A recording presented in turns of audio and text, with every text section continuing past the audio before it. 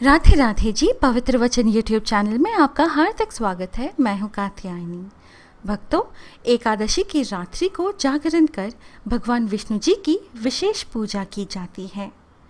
एकादशी की रात्रि को जागरण क्यों करना चाहिए, कैसे करना चाहिए और इसके फल क्या हैं? एकादशी रात्रि जागरण का महात्म्य स्वयं भगवान महादेव जी ने कार्तिकेय जी को बताया था। आज के इस वीडियो में हम यही कथा प्रस्तुत कर रहे हैं। श्रवण करने से पूर्व हमेशा की तरह ओम नमो भगवते वासुदेवाय लिखकर अवश्य कमेंट करें और इस वीडियो को लाइक करना ना भूलें। यदि आपने अभी तक हमारे चैनल को सब्सक्राइब नहीं किया है तो अभी सब्सक्राइब भी कर दें। ओम नमो भगवते वासुदेवाय। एकादशी की रात्रि में भगवान श्री हरि जी के समीप जागरण का महात्म्य। सब धर्मों के ज्ञाता, वेद और शास्त्रों के अर्थ ज्ञान में पारंगत, सबके हृदय में रमन करने वाले भगवान श्री हरि विष्णु जी के तत्व को जानने वाले तथा भगवत परायण प्रहलाद जी जब सुखपूर्वक बैठे हुए थे, उस समय उनके समीप स्वधर्म का पालन करने वाले महर्षि कुछ पूछने के लिए आए।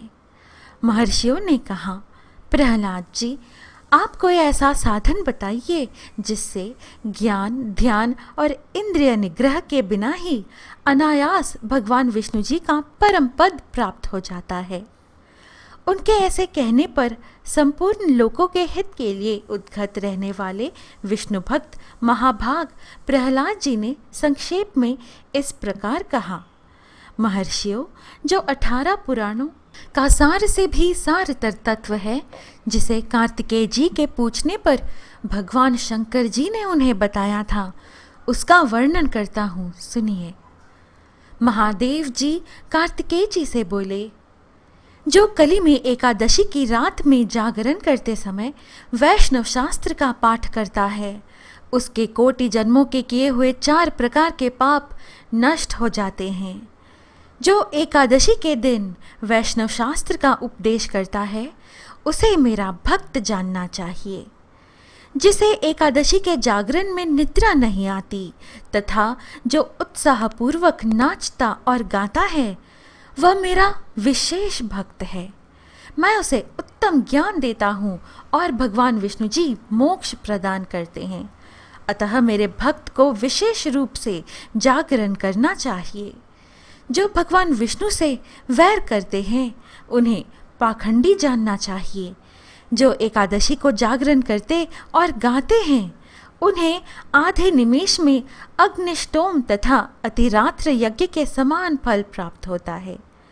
जो रात्रि जागरण में बारंबार भगवान विष्णु जी के मुखारविंद का दर्शन करते हैं, उनको भी वही फल प्राप्त होता है।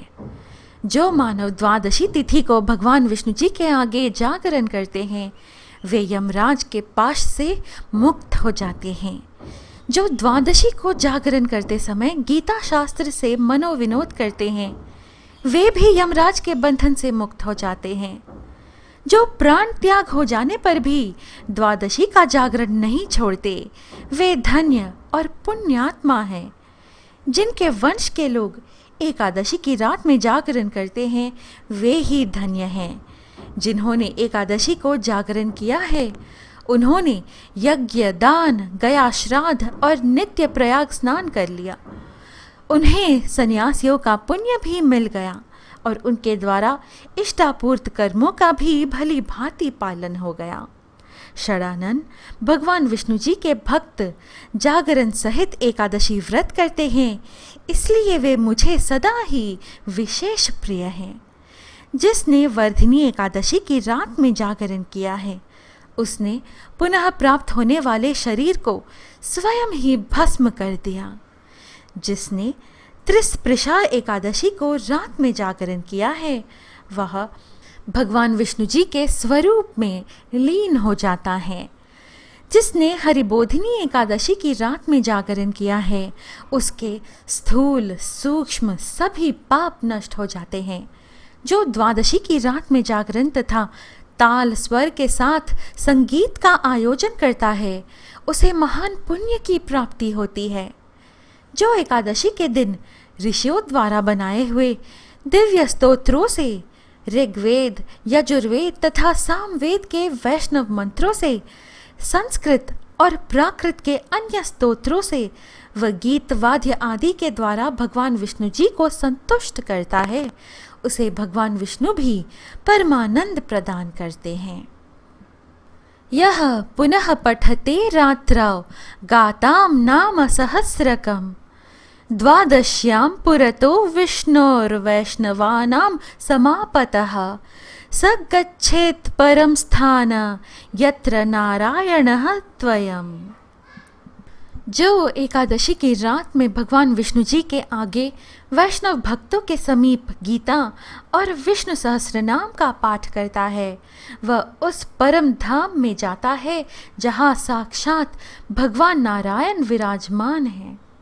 पुण्यमय भागवत तथा स्कंद पुराण भगवान विष्णु जी को प्रिय हैं।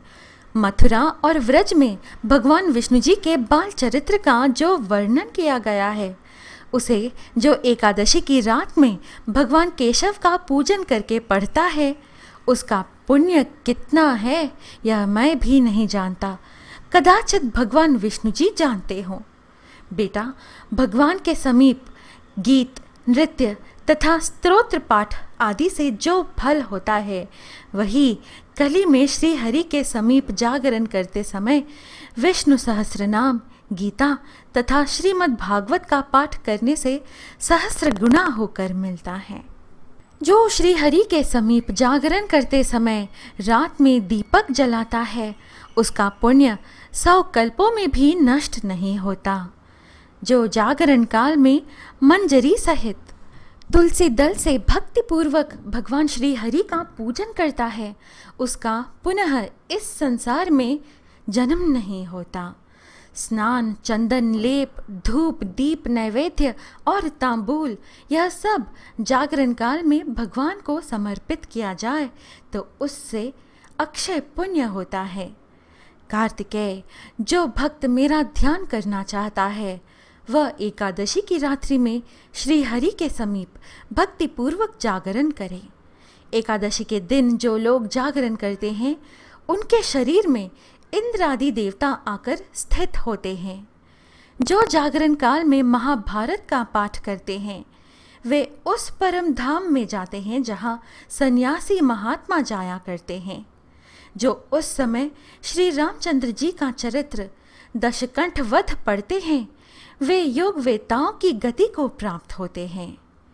जिन्होंने श्री हरि के समीप जागरण किया है, उन्होंने चारों वेदों का स्वाध्याय, देवताओं का पूजन, यज्ञों का अनुष्ठान तथा सब तीर्थों में स्नान कर लिया। श्री हरि से बढ़कर कोई देवता नहीं है और एकादशी व्रत के समान दूसरा कोई व्रत नहीं है।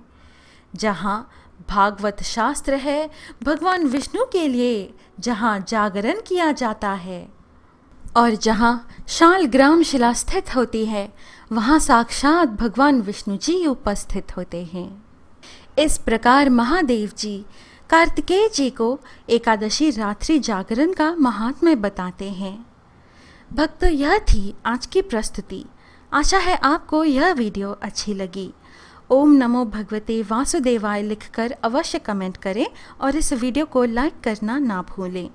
इस प्रकार के और आध्यात्मिक वीडियोस पाने के लिए कृपया हमारे YouTube चैनल पवित्र वचन को सब्सक्राइब कर हमसे बने रहिएगा। फिर मिलेंगे अगली वीडियो में। जय श्री कृष्ण। राधे राधे।